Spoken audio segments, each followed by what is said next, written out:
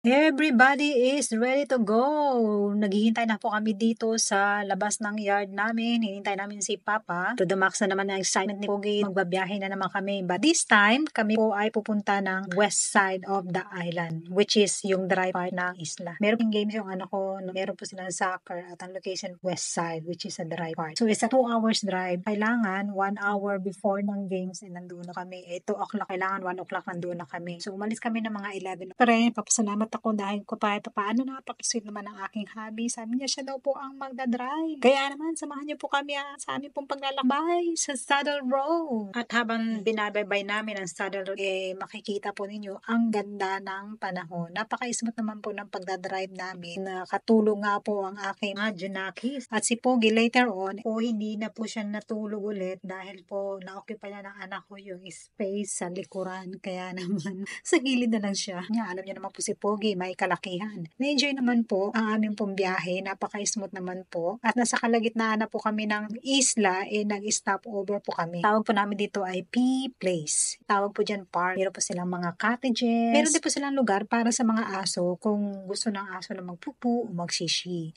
Pero si Pogi hindi niya ginawa yun kasi unexpected po ang panahon ng mga oras na yun, ng mga panahon na yun. Napakalakas ng hangin. Ko rin po expected kasi nga dala ko lang, regular ko lang na coat. So, kunting-kunting amoy-amoy lang ang ginawa ni Pogi. Tapos tingin-tingin, madali na rin po kaming dalawa na umasok ng sasakyan dahil sa sobrang lakas ng hangin. At nasa kalagitnaan na kami ng aming biyahe na meron po kami napansin kakaiba habang kami po ay naglalakbay. Pero binaliwala lang po namin kasi sabi namin, ano ba to? Bushfire? Finally, nakaabot na rin po kami sa aming location dito sa may dagat. Sa tawag po nila Old Airport.